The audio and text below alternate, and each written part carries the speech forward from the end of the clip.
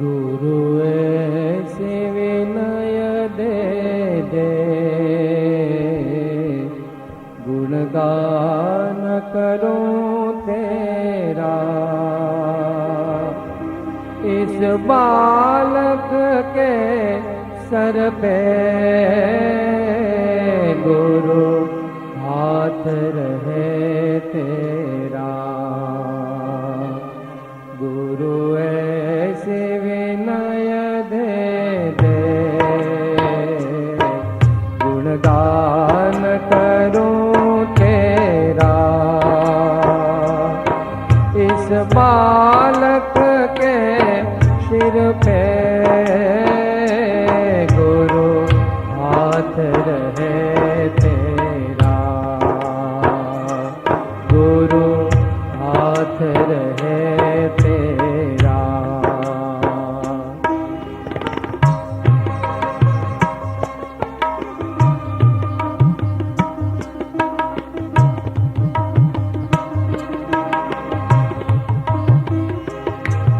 सेवा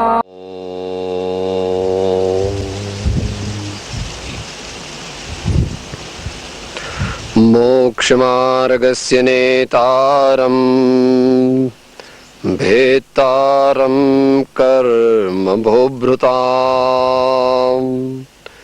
ज्ञातारं विश्वतत्त्वानां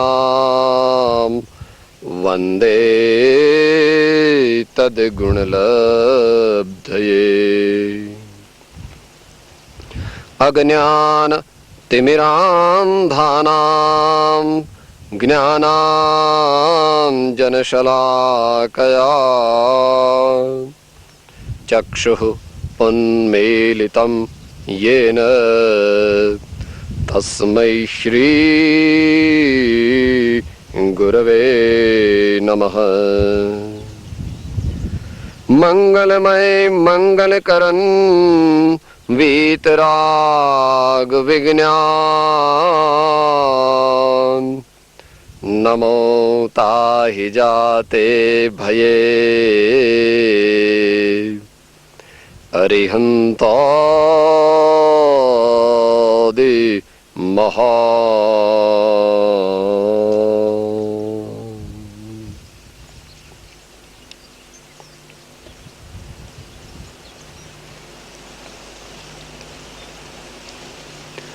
આપણે સૌ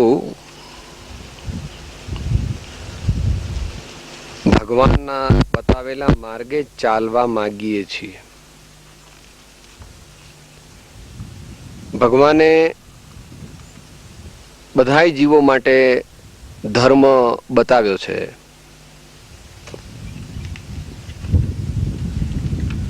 ગૃહસ્થો માટે પણ ધર્મ બતાવ્યો છે અને મુનિજનો માટે પણ ધર્મ બતાવ્યો છે. વર્તમાન આપણે ગૃહસ્થ અવસ્થાની મર્યાદામાં રહીને ભગવાનના માર્ગે ચાલીને શાંતિ ઈચ્છીએ છીએ, સુખ ઈચ્છીએ છીએ.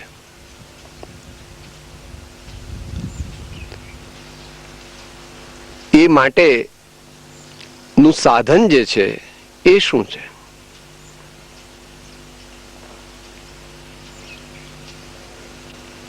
જીવન છે તો અનેક પ્રકારની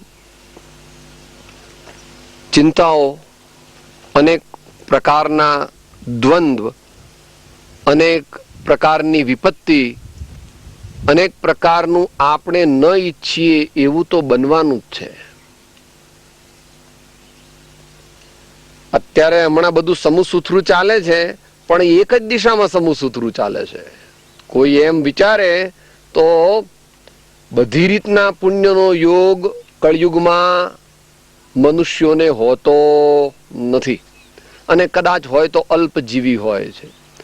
શરીરનું સુખ હોય, દીકરાનું સુખ હોય, ઘરવાળીનું સુખ હોય, બંગલાનું સુખ હોય, અને લોકોમાં કીર્તિનું સુખ હોય, અનેક પ્રકારનું બધુંય સુખ હોય, એવું પ્રાય બનતું નથી. બહારમાં આપણને એવું દેખાય છે, ફલાણા ભાઈ એ તો બહુ સુખી, ફલાણા બેન એ તો બહુ જગતના જીવો બહારથી એમ માને છે કે ફલાણા ભાઈ કે ફલાણા બેન કે ફલાણા મહારાજ કે ફલાણા XYZ સુખી છે એવું દેખાય છે, પણ જે દેખાય છે બહારમાં એ તો સગવડ દેખાય છે, સુખ નથી દેખાતું.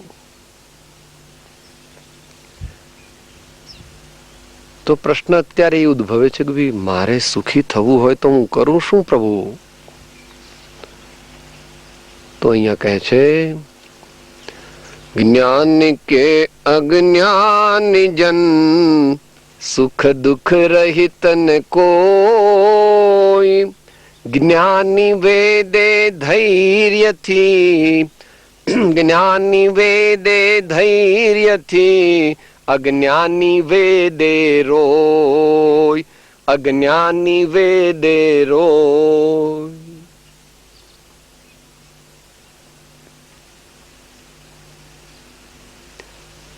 જ્ઞાની ને અજ્ઞાની,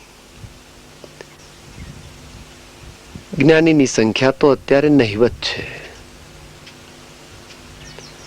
છતાં મહાપુરુષોએ એમાં એક અપવાદ રાખ્યો છે. શિષ્ય પૂછે છે ભગવાનને, આચાર્ય મહારાજને, હે ભગવાન, મોક્ષ માર્ગમાં કોણ આગળ આગળ વધે છે? મોક્ષ માર્ગમાં એટલે મોક્ષ માર્ગ એટલે શાંતિનો માર્ગ, મોક્ષ માર્ગ એટલે આનંદનો માર્ગ, મોક્ષ માર્ગ એટલે જ્ઞાનનો માર્ગ, મોક્ષ માર્ગ એટલે સમાધાનનો માર્ગ, મોક્ષ માર્ગ એટલે સમતાનો માર્ગ. કે સાહેબ કોણ કોણ મોક્ષ માર્ગમાં ચાલે? તો કે જે મોક્ષ માર્ગમાં પ્રવૃત્તિ બેની ઘટે છે, એક આત્મજ્ઞાનીની અને એક આત્મજ્ઞાનીના આશ્રયવાનની. આત્મજ્ઞાની તો મોક્ષ માર્ગ પર ચાલે છે, પણ આત્મજ્ઞાનીનો ખરેખર જે આશ્રય કરે તે પણ જેવી રીતે ફૂલના સંયોગથી, નીતિકારનું એક દ્રષ્ટાંત છે, ફૂલની અંદર રહેવાથી કીડો પણ ભગવાનના માથા ઉપર ચડે છે. કીડો એમનેમ ચડે તો કોઈ ચડવાનો દે, આમ કરીને કાઢી મૂકે તરત. પણ ફૂલના સંયોગને લીધે, ફૂલનો આશ્રય કર્યો હોવાને લીધે, જેવી રીતે વ્યવહારમાં દેવના માથા ઉપર પણ કીડો ચડી શકે છે, એવી રીતે જ્ઞાનીનો આશ્રય કરવાથી સામાન્ય મનુષ્ય પણ મોક્ષ માર્ગમાં પ્રવૃત્તિ કરી શકે છે. તો અહીંયા જ્ઞાનીનો અર્થ લેવો, જ્ઞાની અને જ્ઞાનીના આશ્રિત એવા સાચા જિજ્ઞાસુ સાધક જીવો, જે અઘરું છે.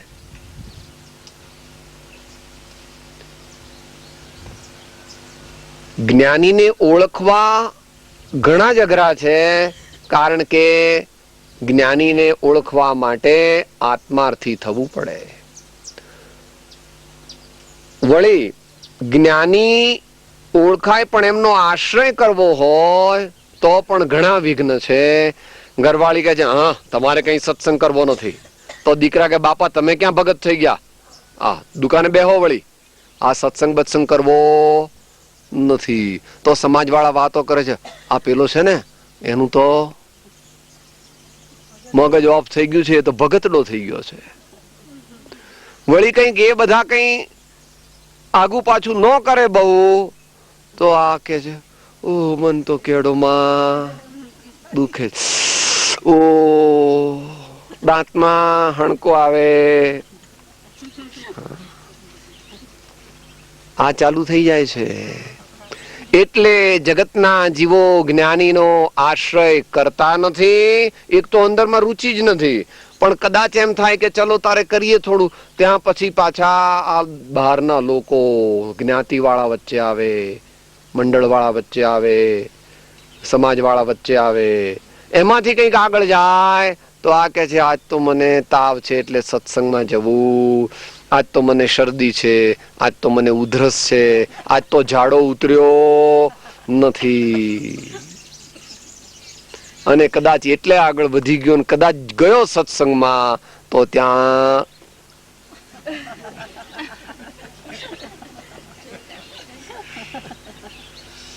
એટલે આને તો બેહાડ્યો પણ પોતે ગયો ઊંઘમાં, નિદ્રા દેવીને આધીન થઈ ગયો.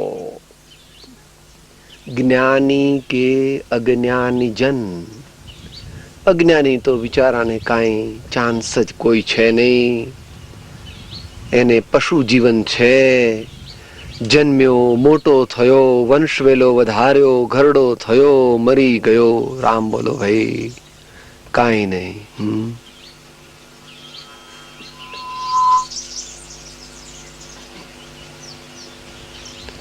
बालापन खेलन में खोयो, जोबन मोह्यो नार.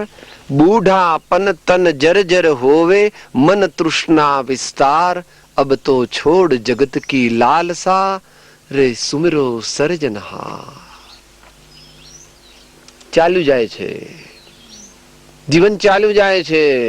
જગતના જીવોને અચિંત્ય તુજ મહાત્મ્યનો નથી પ્રફુલ્લિત ભાવ. એક ક્ષણ જેની લાખેણી છે તેવા મનુષ્ય ભાવને જીવ ધૂળમાં વિતાવી દે છે અને તેથી મનુષ્ય ભાવ હારી જાય છે.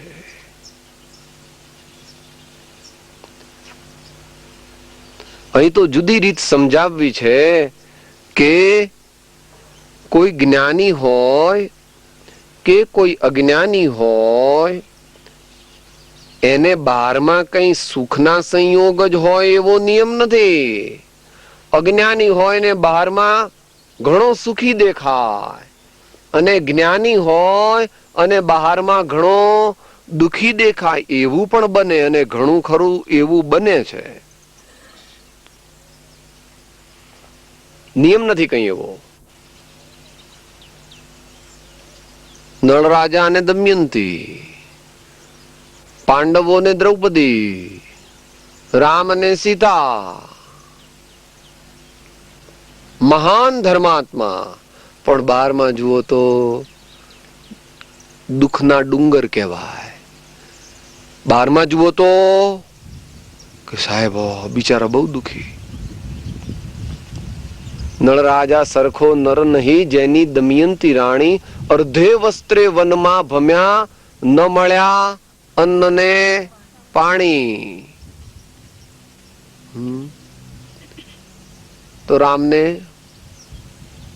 વનમાં જ રહેવાનું, જંગલમાં આવી રીતે. પણ અહીં તો બધું તૈયાર છે. ત્યાં કઈ તૈયાર બૈયાર મળે? ત્યાં તો ઈંટ બીટ કરીને માતાજી લઈ આવે, લાકડા બાકડા થોડા, અને પછી અગ્નિ સળગાવે, રોટલો ને પાણી. હા, આપણને શું લાગે, સાહેબ રામ તો બહુ દુખી બિચારા, મારે ઘેર આવ્યા હોત તો હું કઈ કેમને, અલ્યા ભાઈ તું દુખી છો ને એ સુખી છે. પણ આના કાટલા ને ત્રાજવા પ્રભુ દુઃખના સુખના જુદા છે. તારા ત્રાજવા તીર્થંકર ને ઘેર ખોટા છે, પણ હજુ જીવને મનમાં એવું બેસતું નથી. પણ બેસાડવું આપણે. જે જિજ્ઞાસુ આત્માર્થી સાધક જીવ છે તેણે એમ વિચારવું કે નેમિનાથ ભગવાને કર્યું તે સાચું કર્યું ને મેં ઊંધું મુંડાવ્યું. એમણે 22 વર્ષે જે કર્યું તે બરાબર ઉત્તમ કર્યું, મારે પણ એ જ કરવા જેવું છે. પણ હું ભૂંડો, અજ્ઞાની અને મહા પાપી, એટલે હું ઊંધે રસ્તે ચાલ્યો એમ જો અંતરમાં આવે અને ભગવાનની વાત સાચી લાગે તો કોઈ દી પણ ખોટા રસ્તેથી પાછો વળવાના ચાન્સ છે. બહારથી સુખ દુઃખના માપ જે કાઢે છે, મનાવે છે, મોટરથી સુખી માને, કુટુંબથી સુખી માને, પૈસાથી સુખી માને, એ જીવ મહાજ્ઞાની જાણવા.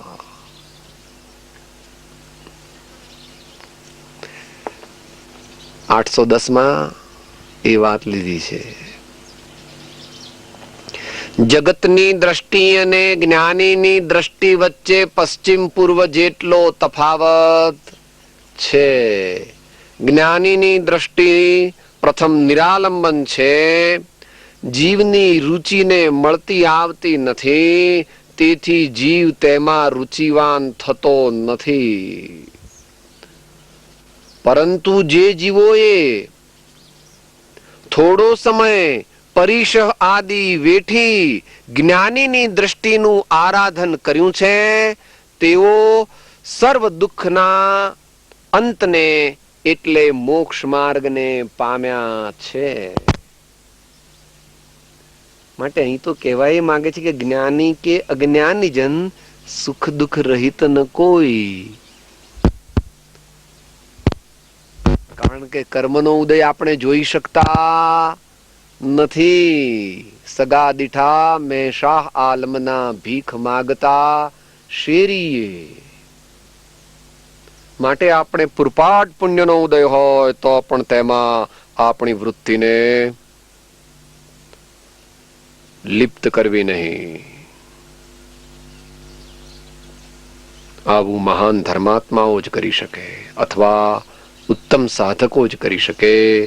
નહીં તો પુણ્યના ઉદયમાં જીવ તણાઈ જાય છે, કારણ કે એણે તત્વનો નિર્ણય કર્યો નથી, પુણ્યને પોતા રૂપે સ્વીકાર્યું છે.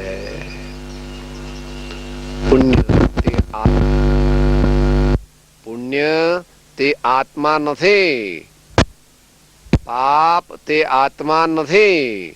હું તે બંનેનો જાણનાર છું. એવી દ્રષ્ટિ કેળવવા માટે ધીમે ધીમે સાદા જીવન પર આવવું પડશે. ભપકો ખોટો જીવનમાં નહીં, સાદઈ સરળતા, ખોરાકમાં પણ, કપડામાં પણ, ઘરમાં પણ. તારો બંગલો ભલે હોય 22 રૂમ નો, પણ તારો રૂમ કયો?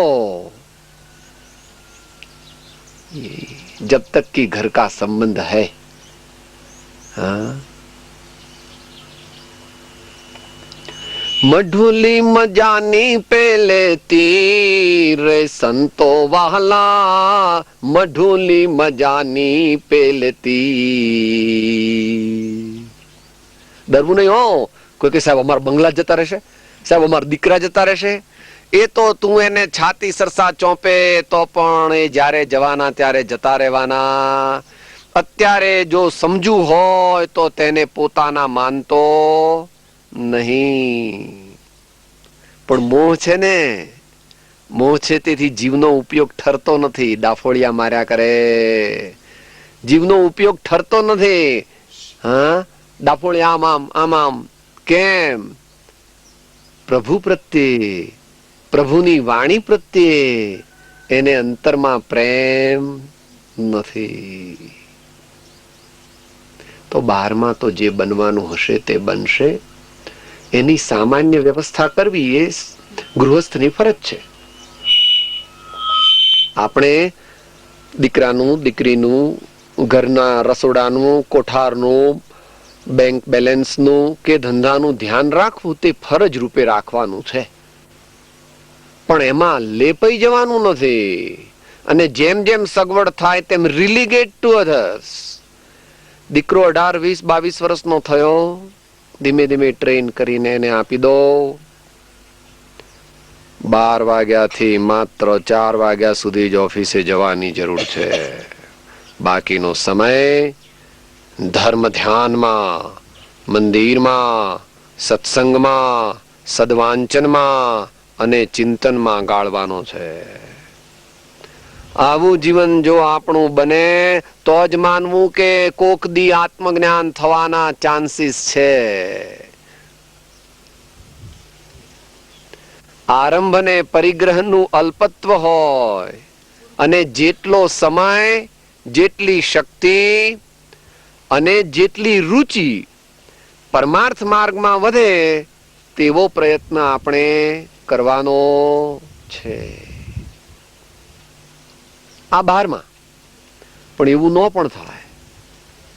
અત્યારે બધી સગવડ છે ને પછી એટલી અગવડ થઈ જાય કે ખાવા માટે પણ કામ કરવું પડે તો જ ખાવા મળે, એવું પણ થાય. તો તેવે સમયે પણ આપણે તો સમતા રાખવી છે. જ્ઞાની કે અજ્ઞાની જન સુખ દુઃખ રહિત ન કોઈ, જ્ઞાની વેદે ધૈર્યથી ને અજ્ઞાની વેદે રોય. જ્ઞાની વેદે ધૈર્યથી. જે થાય તે યોગ્ય જ માનવામાં આવે. જે થાય તે યોગ્ય જ માનવામાં આવે. એટલે દુનિયાનું તો ખરું હો. આપણે પડી ગયા ને વાગ્યું, આપણને તાવ આવી ગયો, થોડા પૈસા જતા રહ્યા, હા, શરીર બગડી ગયું, જે થાય તે યોગ્ય જ માનવામાં આવે. તેનો માત્ર સંભાવથી પ્રતિકાર કરો. અંદરમાં અપસેટ નહીં થઈ જવાનું. કેમ મારું કયું નથી માનતા, કેમ મને તાવ આવ્યો, કેમ મારા ધંધામાં નુકસાન ગયું. તારી સત્તાની વાત નથી, તારી સત્તાની નિશ્ચયથી વાત નથી. બુદ્ધિ વિવેક પૂર્વક કામ કરો, પણ એમાં સફળતા પણ મળે અને અસફળતા પણ મળે. એમાં અપસેટ થઈ જવાનું નથી. એટલે કે ધીરજ રાખવાની છે. પ્રશ્ન હતો ને,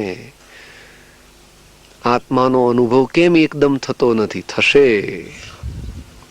આત્માની શ્રદ્ધા કેમ સંકિત પ્રગટતું નથી? એમ જો અંતરમાં વિચાર આવે તો અંદરમાં વિચારવાનું કે સત્પુરુષે જે 3 સાધન કહ્યા છે તે હું બરાબર કરું છું, સમજણપૂર્વક કરું છું, ઉપયોગપૂર્વક કરું છું, અપ્રમત્તપણે કરું છું. જો કરતો હોય તો ધન્યવાદ, જાગૃતિ બરાબર રાખજે. સત્સંગ, નિરંતર અથવા વારંવાર સત્પુરુષનો સમાગમ. 1. શ્રી સતશ્રુતનું ચિંતન એટલે જ્ઞાની પુરુષની વાણીનું વાંચન, વિચાર વગેરે. ભવભીત ભવિક જે ભણે ભાવે સુણે સમજે શ્રદ્ધે. પોપટિયું રટાણ આત્મકલ્યાણનું કારણ નથી. શાસ્ત્રના શાસ્ત્ર મોઢે હોય પણ અંતર ભીંજાયું નથી. અંતરમાં જો પોતાને ભગવાનની વાણી નો વિશ્વાસ નથી તો ફળ 1% જ છે. હા, આપણે બોલીએ જ હું આત્મા છું, આત્મા છું, પણ તરત મને ભૂખ બહુ લાગી છે, મને તરસ બહુ લાગી છે. બોલવાથી ધર્મ છે નહીં. એ પ્રમાણેના ભાવ કરવાનો પ્રયત્ન કરવો જોઈએ. આત્મા છું, થોડી ભૂખ ભલે લાગી, થોડી તરસ ભલે લાગી, થોડો તાવ ભલે આવ્યો, પણ સમતા રાખવાનો અભ્યાસ કરતો નથી. એ જ આપણે વિચારવું છે. છેલ્લી 5 મિનિટમાં સમતાનો અભ્યાસ કરવો. જે મહાપુરુષો કે છે જે થાય તે યોગ્ય જ માનવામાં આવે. કોઈ આપણું અપમાન કરે, કોઈએ માન દઈ દીધું, કોઈએ ગાળો દઈ દીધી, એવું કઈ અનેક પ્રકારનું જીવનમાં તો બન્યા જ કરશે. અત્યારે છે એવું કાયમ રહેશે એવું નક્કી નથી. તો દ્રષ્ટિ બદલો. પર વસ્તુ પર દ્રષ્ટિ છે તેની બદલી અને નિજ વસ્તુ પર દ્રષ્ટિ રાખવાની છે. એ રહે કેવી રીતે? નિજ વસ્તુ પર દ્રષ્ટિ રહે કેવી રીતે? વૈરાગ્યથી, અભ્યાસથી અને પ્રારંભિક ભૂમિકામાં તો કોઈ ટકોર કરનાર ઘડીએ ઘડીએ હોય તો થાય.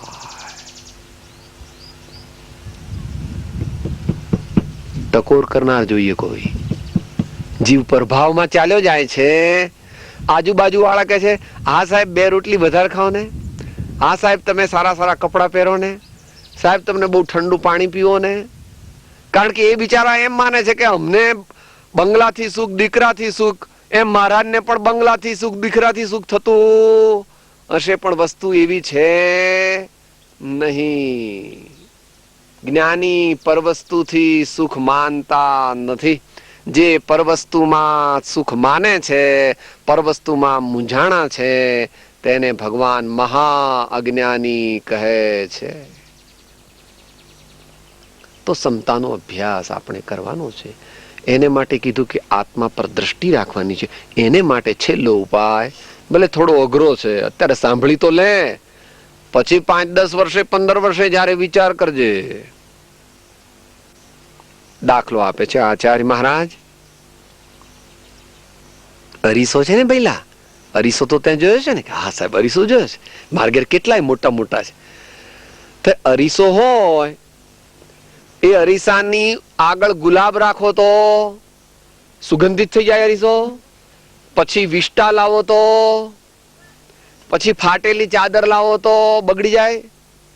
ફાટેલી ચાદર આપણે અરીસાની સામે રાખીએ તો અરીસામાં તિરાડ પડી જાય કે સાહેબ આમાં કાણા પડ્યા છે, જુઓ ને, જો આમાંય કાણા જ દેખાય. અરે કાણા નથી, પેલી ચાદર બાજુમાં કરતો છે એવો ને એવો. એમ જગતના અનેક પ્રકારના પદાર્થો આપણા આત્મામાં દેખાય, તેમાં એવો પ્રયત્ન કરવો કે આ વસ્તુઓથી હું રાજી પણ નથી અને આ વસ્તુઓથી હું નારાજ પણ નથી. હું તો માત્ર જાણનાર છું, હું તો માત્ર જાણનાર છું. જેમ અરીસો છે, એના પર ગુલાબ લાવ્યા કે દીવો લાવ્યા કે મોટો પહાડ આવે, નાનો અરીસો લઈને આપણે બહાર નીકળ્યા, અંદર પર્વત દેખાય તો પર્વતનું વજન એમાં આવી જાય. પર્વત તો હજારો લાખો મણનો છે, પણ તોય આપણા હાથમાંથી અરીસો પડી જો, સાહેબ આમાં પહાડ છે ને બહુ ભારે છે. અરે ભારે નથી, એમાં દેખાય છે અંદરમાં કઈ ઘૂસી ગયો. પર્વત અંદર ઘૂસી જતો હશે. એમ આપણા આત્માની અંદર આ દીકરા, બંગલા, મોટર, ટેલિવિઝન કાંઈ ઘૂસી જતા, પણ મોહથી જીવ એનો પરિચય કરે છે. જ્ઞાની કહે છે તું પરિચય કરવો છોડી દે, આ બાજુ જો. જગતના પદાર્થો, તેનો પરિચય ઓછો કરવો, આપણે પરિચય કરવો સત્સંગનો, સત્પુરુષની વાણીનો અને પોતાના આત્માનો. એટલે કે હું જ્ઞાન સ્વરૂપ છું, જ્ઞાન સ્વરૂપ છું. મારે રાગ દ્વેષ કરવા નથી, મારે ક્રોધ અભિમાન કરવા નથી. બાકી બોલવા માત્રથી હું આત્મા છું એમ બોલવાથી ધર્મ થશે નહીં, પણ એવા ભાવ પ્રત્યે જો વળશે તો ધર્મ થશે. માટે આ દુનિયામાં 2 વસ્તુઓ ચાલ્યા જ કરે છે, અનંતકાળથી ને અનંતકાળથી ચાલવાની છે, અનંતકાળ સુધી. એક શાસ્ત્ર વાંચીને અને બીજાને ઉપદેશીને વાતો કરીને ધર્મ માને, અને બીજો શરીરની ક્રિયા કરીને, એટલે શરીર આમ વળે તો શરીરને આમ વાળે છે, શરીરને આમ વાળે છે, એમ કરીને ધર્મ માને. કોઈ ક્રિયા જડ થઈ રહ્યા, શુષ્ક જ્ઞાનમાં કોઈ માને માર્ગ મોક્ષનો. કરુણા ઉપજે જોઈ આપણે 2 થી છૂટા થઈએ, આપણા આત્માને જાગૃત રાખીએ, અંતરમાં વૈરાગ્ય ભાવ વધારીએ, જ્ઞાનનો અભ્યાસ કરીએ, સત્પુરુષનો સમાગમ કરીએ અને ભાવ નિર્મળ રાખો. ભાવ નિર્મળ રાખો. ભલે આપણને બીજાનું જોઈને દ્વેષ આવે કે ભાઈ આ તો બહુ આગળ વધી ગયો, પણ આપણે દ્વેષ કરવો, એના પુણ્ય પ્રમાણે એનું થાય છે અને આપણા પુણ્ય પ્રમાણે આપણું થાય છે. પુણ્યથી જે સુખ માને છે, પુણ્યના ઉદયમાં જે સુખ માને છે, મહાજ્ઞાની છે.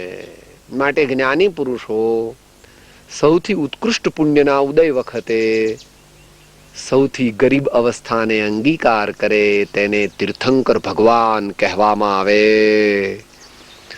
સૌથી વધારે જેને પુણ્યનો ઉદય છે, માં બાપ દીકરા દીકરી રાજમહેલ સોનું હીરા માણેક મોતી બધાનો પરિચય કરે. દુનિયામાં સૌથી ગરીબ, તમારી ભાષામાં દુનિયામાં સૌથી ગરીબ કોણ? કે તીર્થંકર. કેમ સાહેબ?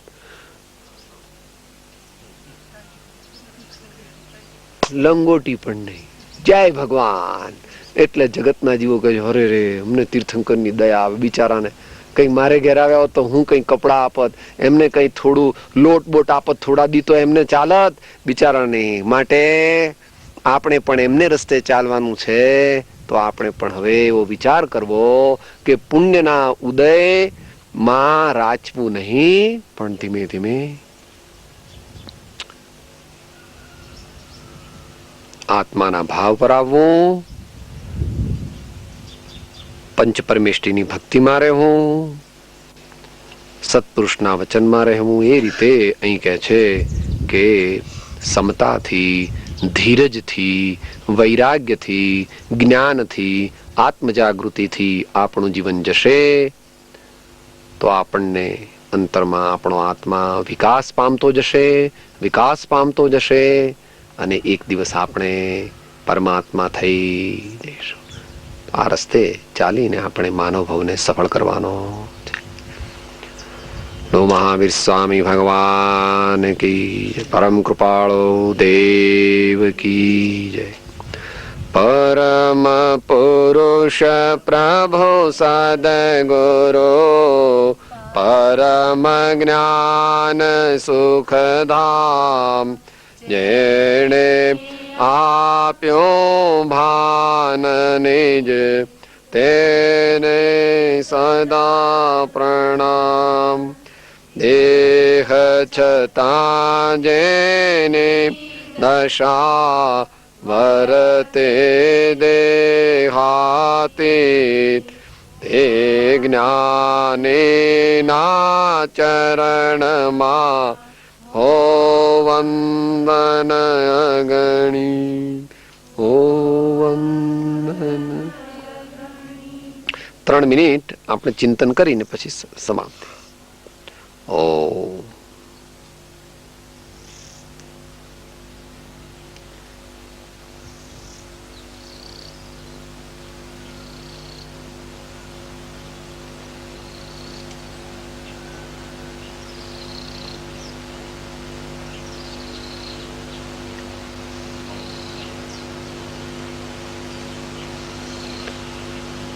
યાદ આવી. દેહ હોય છતાં એનાથી પર થઈ શકાય. હા, એ તો આપણે અંતમંગળમાં બોલ્યા. દેહ છતાં જેની દશા વર્તે દેહા. આપણે પૂર્ણપણે ન થઈ શકીએ, પણ કોક ધર્માત્માઓ એટલે પરમાત્માઓ થઈ શકે છે.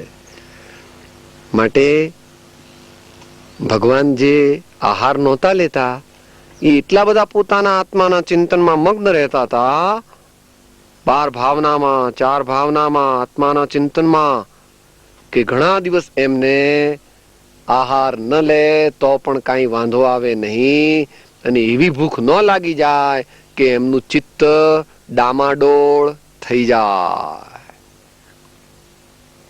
એવો અભ્યાસ કરવો પડશે. થોડો થોડો ચાલશે, ફાવશે, ભાવશે ને ગમશે.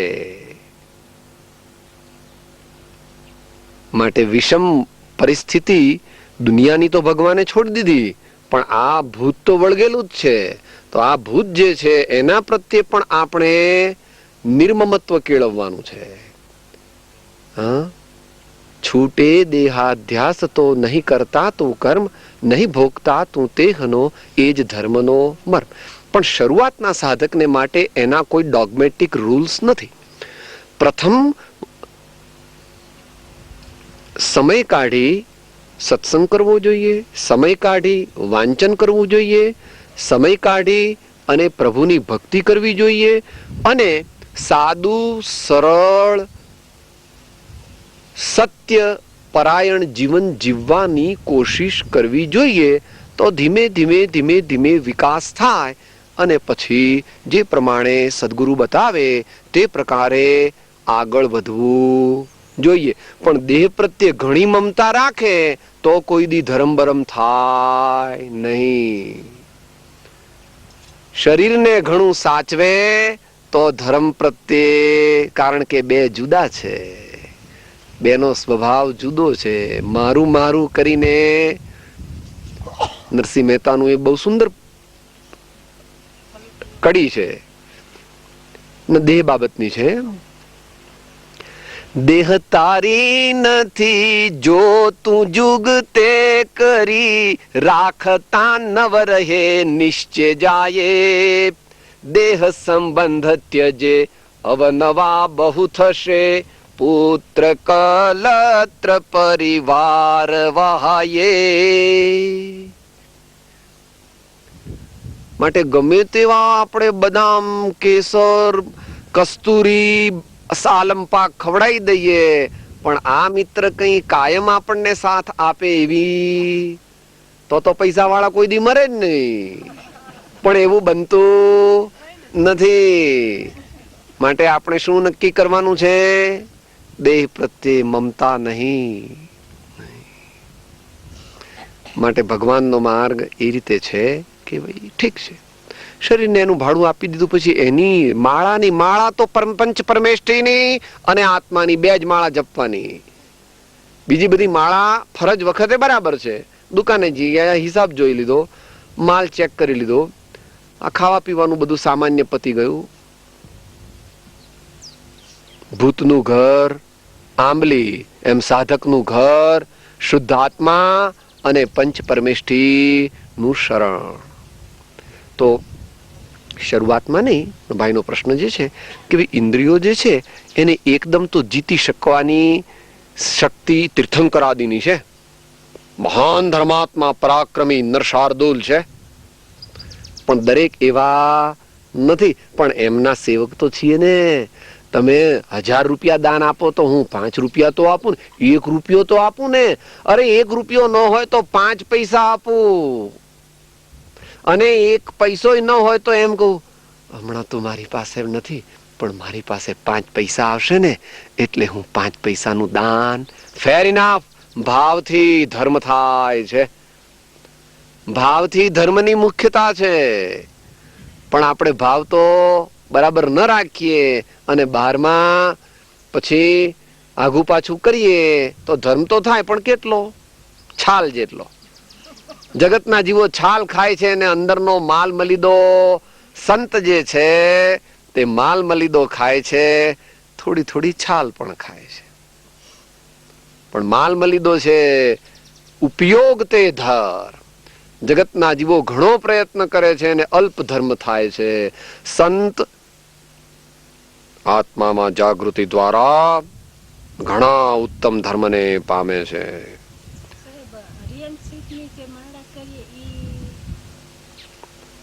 બરાબર, એટલે પંચ પરમેષ્ઠી ની માળા થઈ ને. અરિહંત સિદ્ધ એટલે કોણ? પંચ પરમેષ્ઠી. માટે આપણે બરાબર છે, માળા કોની કરો છો એ અગત્ય કરતા માળા કેવા ભાવથી કરો છો એની અગત્ય છે. દાખલો, આ દુનિયાની મોટી હોટલો હોય છે, તાજમહાલ, ઓબેરોય, એમાં પેલા વેઇટર્સ હોય ને, વેઇટર્સ એટલે પીરસનારા, આમ થાળી લઈને જતા હોય ત્યારે બધું સાહેબ આ લોકોને બહુ સારું. અરે ચાખી ન શકે, એમાંનું કઈ જો ચાક તો પકડાઈ જાય ને ઘર ભેગો થઈ જાય. એ જ દી એને તો માત્ર પીરસવાનું ને જોવાનું છે, પણ માયલો એને કાંઈ પણ પછી કોક દી શેઠની મહેરબાની હોય ને ખાઈ શકે, વાત જુદી. શું? એવી રીતે જ્ઞાની જે છે અને અજ્ઞાની છે, તો અજ્ઞાની જીવો જે છે તે વેઇટર જેવા છે. કઈ રીતે? કે બહારથી બધું માને છે ને સમજે છે કે અમે પૈસા વાળા, બંગલા વાળા, મોટર વાળા, દીકરા વાળા, સુખી. અંતરમાં ભાવ માટે ભાવની મુખ્યતા રાખો. જે ભાવ સાચવે છે તે ભગવાનનો સેવક છે. બાકી તો ઠીકા ઠીક છે, કોઈનું કરેલું નિષ્ફળ નથી જતું. પણ માટે ભગવાન કુંકુન સ્વામી આચાર્ય મહારાજે અષ્ટપાહુડ લખ્યું છે, એમાં સૌથી મોટું ભાવ પાહુડ લખ્યું છે. દર્શન પાહુડ લખ્યું, ચારિત્ર પાહુડ લખ્યું, લિંગ પાહુડ લખ્યું, સૂત્ર પાહુડ લખ્યું, પણ સૌથી મોટું કયું લખ્યું? ભાવ પાહુડ. હે ભવ્ય જીવો, ભાવ સારા રાખો. પણ જીવ ભગવાનની વાતને સમજતો નથી. આપણે સમજવું ભાવ સારા. કોઈ જીવો પ્રત્યે રાગ નહીં, કોઈ જીવો પ્રત્યે દ્વેષ નહીં, સર્વ સાથે પ્રેમ. કોઈ મારું તારું નહીં, કોઈ સંપ્રદાયનો આગ્રહ નહીં, કોઈ મત નહીં, કોઈ પંથ નહીં. જે મહાવીરની વાણી કહે છે અજ્ઞાન છોડો, મહાવીર કહે છે રાગ છોડો, મહાવીર કહે છે દ્વેષ છોડો. સમતા.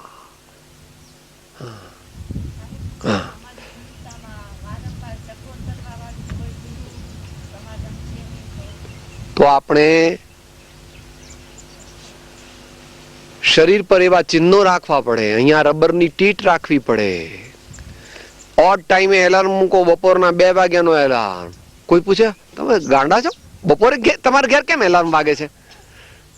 ત્યારે યાદ કરવું, અમારે તો ભરત ચક્રવર્તી ક્ષાયિક સમકિતિ તદ્ભવ મોક્ષ ગામી એક કલાકે ઘંટ વગડાવે છે. ચેત ભરત ચેત કાળ ઝપાટા લેત, ચેત ભરત ચેત કાળ ઝપાટા. અરે એમ કહેવાય છે કે પોતે જે માર્ગથી રાજ દરબારમાં આવતા એ પોતાનો મુગટ એવો રાખતા કે મુગટની ઉપરની ટોચ અને ઉપર નાની નાની બધી ઘંટડીઓ મૂકી હોય, એટલે આમ ચાલતા જાય ને એમનો મુગટ પેલી ઘંટડીઓને અડે, ટાણા ટાણા ધીમે ધીમે બોલે એવું. તમ ભરત જાગે છે, હું ચક્રવર્તી નથી, આ છખંડની સંપત્તિ મારી નથી, આ હજારો પુત્ર મારા નથી, આ રાણીઓ મારી નથી, આ દેહ મારો નથી, હું એક ચૈતન્ય આત્મા છું. એવી ભાવના વારંવાર ભાવતા અને તેથી તેઓ ફટાફટ મોક્ષે. આપણે એવું ન કરાય, આપણે તો તીર્થંકરે કર્યું એવું કરવાનું. આપણે તો અણુવ્રત લેવાના અને મુનિ થવાનું. અત્યારે ચાલુ કરી દેવાનું, જેટલું થાય એટલું. એમાંનું કઈ ના થાય તો પણ ભાવ અંદરમાં રાખવાના. દ્વાદશ વ્રત અને દીનતા ધરી સાત્વિક થાઉં સ્વરૂપ વિચારી, એ મુજ નેમ સદા શુભ ક્ષેમક નિત્ય અખંડ રહો ભવ. માટે એવો એલાર્મ મૂકવો, એવી જાતનો નિયમ લેવો કે દર 8મ દિવસે, 14મ દિવસે, 5મ દિવસે જે પોતાને ભાવ હોય, પછી એવો નિયમ લેવો કે આખી ચર્યા જેવી રીતે ગોઠવી દેવી કે 2-3 કલાક થાય અને આપણે પણ શરૂઆતમાં આવું થવું અઘરું છે. માટે સત્સંગ કરવો પડશે. there is no replacement for it. there is no replacement for it. there is some replacement but there is no absolute replacement. એટલે જ્યારે ચોમાસું આવે ત્યારે ટાંકામાં પાણી ભરી લેવું જોઈએ. એમ સત્સંગનો યોગ બને ત્યારે ખજાનો જ્ઞાન વૈરાગ્યથી ભરી લેવો જોઈએ. દરરોજ થોડું થોડું. કાલ લઈને નીકળ્યા હતા ને કોફી, રસ્તામાં પાણીનો નળો લઈને નીકળો છો ને, ઠંડો લાગે ત્યારે એ પ્રમાણે વર્ષે 2 વર્ષે 3 વર્ષે જેને યોગ હોય તેણે ભારત જેવા દેશમાં આવવું જોઈએ. એમ આવવું એટલે 15 દિવસ જુદા. કોઈ વેવાય ફેવાય કોઈ નહીં, વેવલા બેવલા જાય ઘેર, દીકરા બીકરા ઘેર જાય બધા, કઈ વાંધો નહીં. દુનિયા ખરાબ જ લગાવવાની છે. કોઈ આપણને સારું કહેવાનું, જે દુનિયાને રાજી રાખવા માંગે છે તે મહાવીરને રાજી રાખી શકતો. માટે મહાવીરને રાજી રાખવા કે દુનિયાને રાજી રાખવી એનો નિર્ણય કરી લે. મહાવીરને રાજી રાખવા હોય તો આત્માના માર્ગે ચાલો. બાકી દુનિયાને અનંતકાળ રાજી રાખવાનો પ્રયત્ન કર્યો તો પણ હજુ દુનિયા રાજી થઈ. માટે આ તો પ્રભુનો માર્ગ છે. પ્રભુ એમાં કઈ ઉપાય, પણ આવા ઉપાય કરવા થોડા. દર રવિવારને દિવસે અઠવાડિયામાં 2 વાર પોતાને ત્યાં વાંચન કરવું, વિચાર કરવો, ભગવાનની પૂજા કરવી અને સારા સારા ગીત ગાવા, ટેપનો સહારો લેવો અને આ વિડીયોનો સહારો લેવો અને પોતે એવો નિયમ રાખવો કે દરરોજ આ સવારે માળા કરવી, બપોરે માળા કરવી, સાંજે માળા કરવી. આમ થોડું થોડું ચાલે, પણ ગાડી ટોપ ગિયરમાં કઈ આવા દેશમાં જાય, ટોપ ગિયર માટે તો ગમ ગચ્છટુ ગો, સંતના ચરણ સિવાય બીજો ઉપાય. હા, હવે એ પછી વિચારશું આપણે. મનડું કિમહીન બાજે હો કુંથુજીન મનડું કિમહીન બાજે, જીમ જીમ જતન કરીને રાખું તિમ તિમ અળગું ભાગે હો કુંથુજીન મનડું કિમહીન. માટે એને કાયમ ખોરાક આપો, ચિત્તને પંચ પરમેષ્ઠીનો ખોરાક આપો, તત્વજ્ઞાનનો ખોરાક આપો, ભક્તિનો ખોરાક આપો, તો ધીમે ધીમે ધીમે ધીમે ધીમે ધીમે ધીમે જો મન જો હાથમાં આવી જાય તો પછી આપણે ભગવાનની જ જરૂર નથી ને. સમાધિ લગાવીને બેસી જઈએ સીધા મોક્ષે. માટે અભ્યાસથી, વૈરાગ્યથી, જ્ઞાનથી, સારા સારા નિયમ લેવાથી અને સરળ જીવન જીવવાથી અને આખા જીવનની પ્રક્રિયા જુદી રીતે ગોઠવવી પડશે. 24 કલાક ભજકલદારમ પછી અડધો કલાકમાં એ જ આવે, દીકરા, બંગલા, મોટર આવે. માટે જ્યારે દીકરા બંગલામાં હોઈએ ત્યારે થોડી થોડી વારે એમાંથી છૂટા થવાનો પ્રયત્ન કરશું તો લોંગ ટર્મ પ્રોગ્રામ છે પ્રભુ. કઈ 2-4 દિવસમાં, 2-4 મહિનામાં નહીં, એ પ્રમાણે.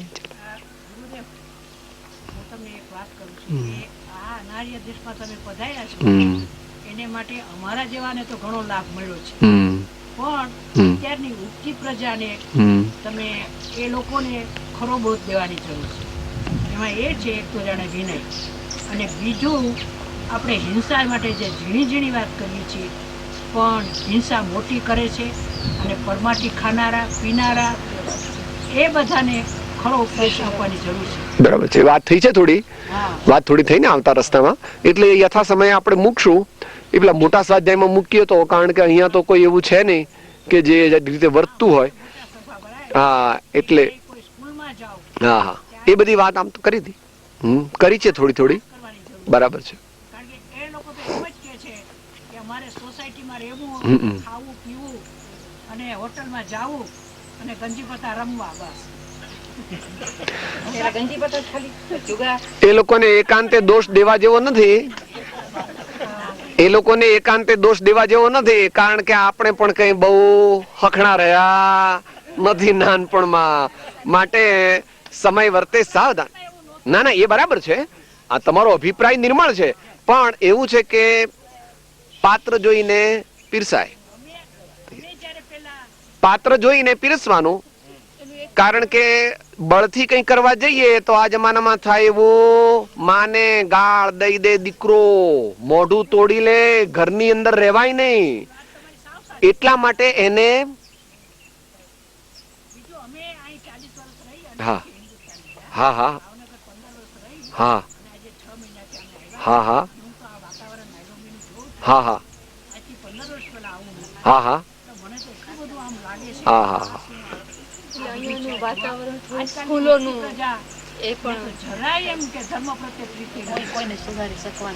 વધારે પ્રીતિ, વધારે આપણે એ લોકોને ઇન્સ્ટ્રક્શન આપી, એ લોકોને સામાન્ય વાતચીત કરવી અને પ્રેરણા આપવી.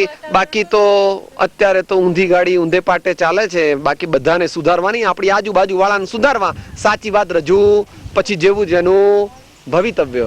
પણ છતાં આ વાત ખ્યાલમાં રાખવા જેવી છે. ઓમ ઓમ ઓમ આદિનાથ ભગવાન કી જય.